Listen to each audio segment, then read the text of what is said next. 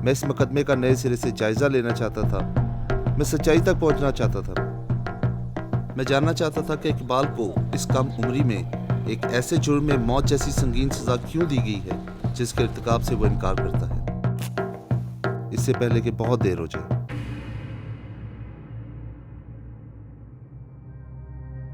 मेरा नाम सुहेल याफत है और मैं जस्टिस प्रोजेक्ट पाकिस्तान में क्रिमिनल डिफेंस इन्वेस्टिगेटर की हैसियत से काम करता हूँ।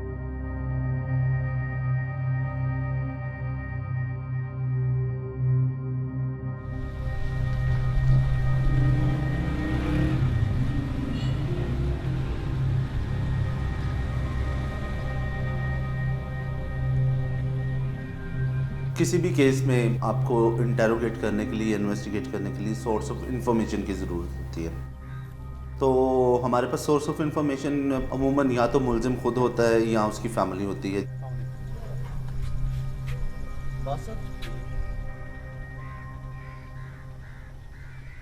तो पुलिस आई है डेरे ते, उन्हें साडे वालद नूं पूछया भाई इकबाल किदे, उस आख्या बहुत उदे अपने भाई कोल गए है डेरे उहदे ते।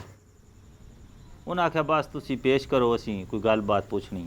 अगों दूसरे दिन वालद लैके गया है, पुलिस ने उन्हें आख्या बा आ गया, कोई गल बात पूछ लो। उन्हें आख्या पूछ लेने बरा लेन छड़ जा, तुसी जाओ, शाम नूं असी छोड़ देंगे।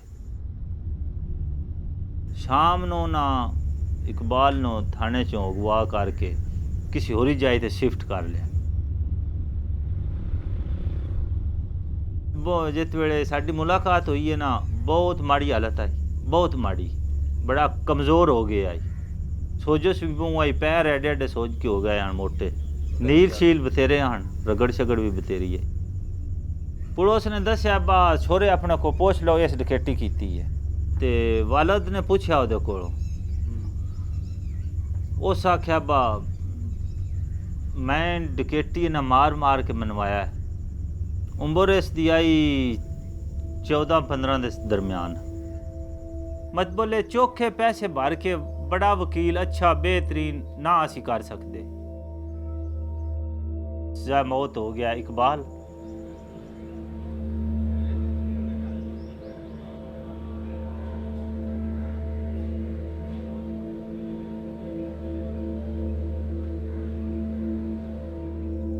सजा अपनी वो 10-10 साल काट के आए, अगर आ गए घर आपो अपनी रिहायशा ते आपो अपने खानदान विच जी बहुत कुछ खो दिता है, कोल कुछ भी नहीं रह गया, जो कुछ आई सारा ही खो दिता, घर बर्बाद हो गया, कुछ कोल नहीं।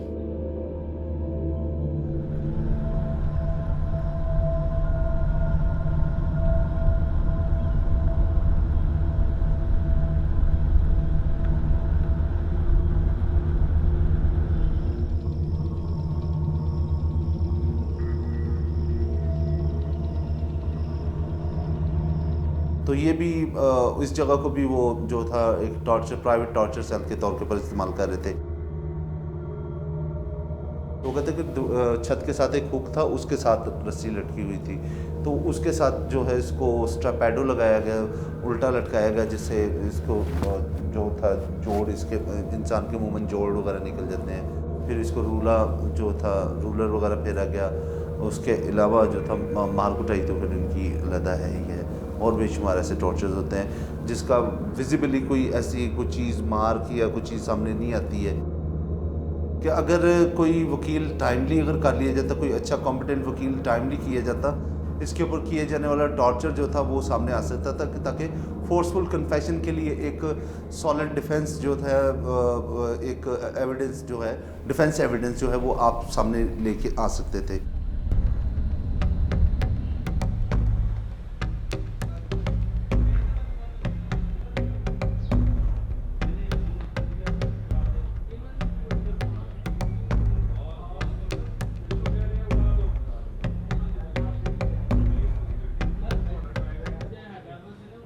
इस तरह एज का मसला है, ये जुवेनाइल एक्ट उस ज़माने में ये शुरू हुआ, तो फिर हमने भी पढ़ा, तो ये था कि 18 साल तक कोई जुर्म करे तो उसमें कैपिटल पनिशमेंट नहीं हो सकती। तो इस पर मैंने काम किया। क्लासिफिकेशन मैंने करवाई, लाहौर से डॉक्टर मंगाया तो उसको एग्ज़ामिन कराया।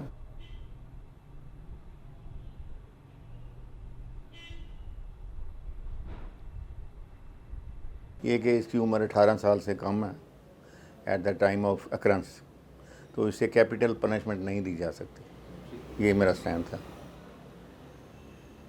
फ़ायदा नहीं मिला जो होता है, ये तो डिस्क्रिप्शन ऑफ द कोर्ट है कि वो चाहे तो बिलीव करे, चाहे तो ना बिलीव करे। पता नहीं उन्होंने, मैंने तो फिर फैसला नहीं देखा। उन्होंने आपको बताया होगा कि जी हमें बहुत बुरे तरीके से मारा पीटा गया है, तशद्दुद का निशाना बनाया गया है, तो आपने इस इशू को अदालत में उठाया कि देखिए, चोरों डाकुओं के साथ पुलिस ऐसा करती है, हर एक के साथ तशद्दुद, तो ये तो रूटीन मैटर को हमने रखना चाहिए। पुलिस ने क्या उसे मेहमान रखा हुआ? हाँ, दादा के मुताबिक पुलिस ज़ाहिर है पूछगिछ करती है, थप्पड़ पौला करती है उसके साथ। मुझे तो अपने कानों पे भी यकीन नहीं आ रहा कि भी अगर टॉर्चर हुआ है तो उसको अदालत के नोटिस में लेके आना डिफेंस काउंसिल का काम है। कि भी मेरे जो क्लाइंट है उससे फोर्सफुल कन्फेशन लिया गया है, लेकिन वकील साहब का जवाब बहुत ही कैजुअल सा था कि जैसे बाकी लोगों की तरह वो भी इस चीज़ को एक्सेप्ट करते हैं कि it's a part of system और it's a part of society. यही है कि हम जो देख रहे हैं, जो लोग इस सिस्टम का निशाना बनते हैं, जो उनका फैमिली बैकग्राउंड बहुत ज़्यादा स्ट्रॉन्ग नहीं है और वो कोई उनके पास इतने पैसे भी नहीं होते हैं कि वो सुपीरियर कोर्ट्स में या ट्रायल कोर्ट्स में कोई अच्छा लॉयर खड़ा करके, कोई कॉम्पिटेंट लॉयर खड़ा करके जो है अपने ऊपर लगाए गए इल्ज़ाम को कंटेस्ट कर सकें। झूठ फिर झूठ होता। हमने जब इसको क्रॉस एग्जामिन करना शुरू किया तो चीज़ें हमारे सामने आई, जिनकी स्टेटमेंट्स के बिना के ऊपर इकबाल जो है वो सजाए मौत के ख़तरे से जूझ रहा है, अपनी ज़िंदगी और मौत की जंग लड़ रहा है इस वक्त।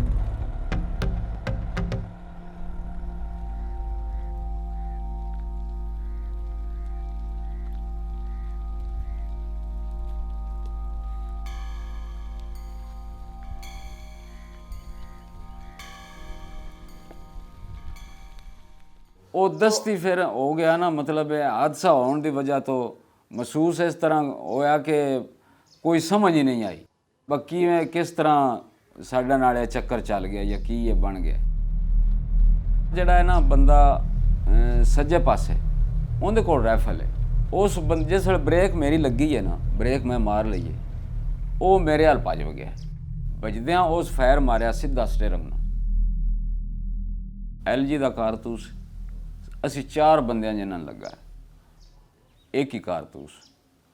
ਇੱਕ ਬੰਦਾ ਜਿਹੜਾ ਫੌਤ ਹੋਇਆ ਹੈ ਨਾ, ਉਹ ਪਿਛਾਂ ਆਖਰੀ ਸੀਟ ਤੇ ਆਈ, ਫਾਇਰ ਮਾਰ ਕੇ ਡਕੇਟ ਜਿੰਨਾ ਕੀਤਾ ਸੀ ਫਾਇਰ, ਉਹ ਨਿਕਲ ਗਿਆ। ਸਾਨੂੰ ਜੀ ਪਤਾ ਲੱਗਾ 2.5 ਮਹੀਨੇ ਬਾਅਦ। ਉਹ ਥਾਣੇਦਾਰ ਜਿਹੜਾ ਸਾਨੂੰ ਲੈ ਗਿਆ ਸੀ, ਜਿਸ ਬੁਲਾਇਆ ਸਾਨੂੰ, ਉਹਨਾਂ ਸਾਨੂੰ ਬਹਾ ਦਿੱਤਾ ਸਾਹਮਣੇ ਟੇਬਲ ਤੇ। ਜਿਹੜੇ ਮੁਜਰਮ ਨੇ ਉਹ ਵੀ ਸਾਹਮਣੇ ਸਾਡੇ ਆ ਗਏ, ਉੱਥੇ ਸਾਨੂੰ ਉਹਨਾਂ ਦੀ ਪਹਿਚਾਣ ਕਰ ਲਈ। ਉਹਨਾਂ ਬੰਦੇ ਸਾਹਮਣੇ ਲਿਆ ਕੇ ਸਾਡੇ ਬਹਾ ਦਿੱਤੇ, ਇਹ ਤੁਹਾਡੇ ਮੁਜਰਮ ਨੂੰ। अगर पुलिस आपको ना बताती ਤੁਸੀਂ खुद पहचान सकते सी उस वक्त? ਤੁਸੀਂ ਕਹਿ ਸਕਦੇ ਸੀ ਕਿ ਆਹੋ ਇਹੀ ਬੰਦੇ ਸੀ ਜੋ ਉਸ ਰਾਤ ਨੂੰ ਮੈंने देखे ਸੀ? ਨਹੀਂ ਸਰ, ਮੈਂ ਝੂਠ ਬਾਰ ਬੋਲਣਾ ਹੈ। ਉਹ ਜਦੋਂ ਹੋਸ਼ ਵਾਸ਼ ਹੀ ਨਹੀਂ ਸੀ ਰਹੇ, ਕਿੱਥੇ ਪਹਿਚਾਣ ਹੁੰਦੀ ਸੀ। ये वकूआ हुआ जितने मैं सुनिया मेरे शहीद अमन मर गया, बंदूक लगी। अगो मुड़ पुलिस बनी, पुलिस तलाश की ढूंढिया, उन्हें ये छोर फदे 3। ਇਹਦਾ ਮਤਲਬ ਤੁਸੀਂ ਵਕੂਆ ਦੇਖਿਆ ਨਹੀਂ ਹੈਗਾ? नहीं जी, कोई नहीं असें देखे, उन्हें झूठ मार। ਤੇ ਅਗਰ ਨਜ਼ੀਰ ਸਾਹਿਬ ਤੁਸੀਂ ਇਹ ਵਕੂਆ ਵੇਖਿਆ ਨਹੀਂ ਹੈਗਾ ਤੇ ਅਦਾਲਤੀ ਸ਼ਹਾਦਤਾਂ ਦੇ ਤੁਹਾਡਾ ਨਾਮ ਹੈਗਾ ਵੀ ਬਕਾਇਦਾ ਤੌਰ ਦੇ ਉੱਤੇ? जी हाँ, ਤੇ ਤੁਸੀਂ ਸ਼ਹਾਦਤ ਦਿੱਤੀ ਸੀ? जी दी। ਅੱਛਾ। ਇਸ ਗੱਲ ਦੇ ਤਾਂ ਤੁਹਾਨੂੰ ਕਿੰਨੇ ਕਨਵਿੰਸ ਕੀਤਾ ਜਾਂ ਕਿੰਨੇ ਤੁਹਾਡੇ ਤੇ ਪ੍ਰੈਸ਼ਰ ਪਾਇਆ, ਦਬਾਅ ਪਾਇਆ ਕਿ ਵੀ ਇਹ ਤੂੰ ਇਹ ਗੱਲ ਕਰਨੀ ਹੈ ਜਾ ਕੇ, ਕਿ ਵੀ ਮੈਂ ਵੇਖਿਆ? ਪੁਲਿਸ ਵਾਲਿਆਂ ਨੇ? ਹੁਣ पुलिस ही आखना और क्या।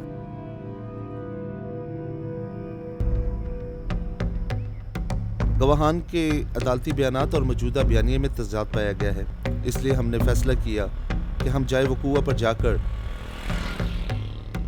खुद देखें कि क्या रात की तारीकी में 70 गज के फासले से किसी शख्स को शिनाख्त किया जा भी सकता है या नहीं?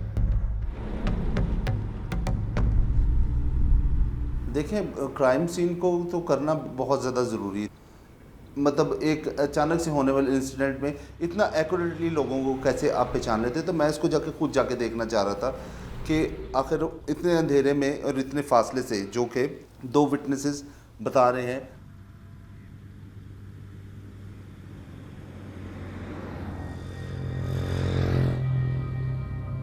देखने की कोशिश की, समझने की कोशिश की, और मैं कम से कम इस नतीजे पे पहुंचा कि इट इज़ नियरली इम्पॉसिबल कि आप रात के इतने अंधेरे में गाड़ी की हेडलाइट में किसी बंदे को 70 गज के फासले से आप पहचान सकें। तो वो आप उस किस्म की नहीं, बस आपको बस एक ह्योला सा ज़रूर नज़र आता है कि 70 गज के फासले से आम आँख जो है, इंसानी आँख जो है, वो इतना कोई ही बस रीड कर सकती है।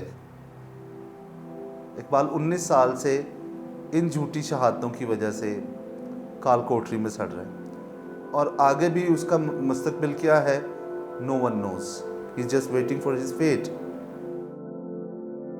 इकबाल के केस में शक की गुंजाइश मौजूद है। इकबाल के खानदान, वकील सफाई और गवाहान से बातचीत ने इन शुबहात को तक़वियत दी है। फ़र्ज़ करें इकबाल मुजरिम है भी, तो क्या इन शकूक व शुबहात की मौजूदगी में इकबाल को फांसी दी जानी चाहिए? हमने मकतूल के बेटे वहीद से बात करने का फ़ैसला किया ताकि हम जान सकें कि उसका मौक़िफ़ क्या है। उस बाद मैं स्कूल पढ़ रहा था जिस टाइम वाले साहब फौत होए, ठीक है। वाले साहब फौत होए तो फिर हालात साढ़े खराब हो गए, बिल्कुल सिर उत्ते जी नहीं वाले साहब रहे। तो छोटे छोटे बच्चे भैन भाई इन्होंने वास्ते खान करना सी, कोई रोज़गार का सिस्टम भी इतना साढ़ा कोई आमदनी होर जरिया है नहीं सी, कारोबार ही सी। पहले साढ़े तो मुश्किल वक्त आया तो साने ना तो गुस्सा सी कि असीं इन्हां छोड़ना नहीं जो जे कुछ भी हो गया। चलो अगों असीं अल्लाह कीता, साडी ना मेहनत मजदूरी वाला काम भी ठीक हो गया, घर च खुशहाली आउण लग पई। तो ये रोज़ आउण परेशान या कुछ वक्त लगा है साढ़े वाला उस माफ़ है। चलो जे कुछ होना वो छोटी उम्र आती भी, या जे कोई गलती कर बैठा है, माफ़ करना ज़रूरी है। तो सब तो अच्छा काम ही माफ़ करना है। अगर तुसी उन्होंने नाले दोगे तो फिर माशरा ख़राब ही होना। माशरे में बेहतरी वाले पास आओ कि उन्होंने गलती उन्हें सज़ा हो गई, तकरीबन 15-20 साल तो जेल च हो गए सज़ा कर। ये साडा कोई उन्होंने अदालत वाल कोई नहीं साडा रुझू इस चीज़ का, ये उन्होंने मर्जी छोड़ दें ना छोड़न। असीं तो अल्लाह वास्ते माफ़ कर चुके हैं कि साढ़े बदले उस फांसी लानी ना तो बेशक ना लाण। माफ़ करने वाला जिहड़ा ना सब तो वड्डा हुंदा जिन्हां दा हक बनदा है।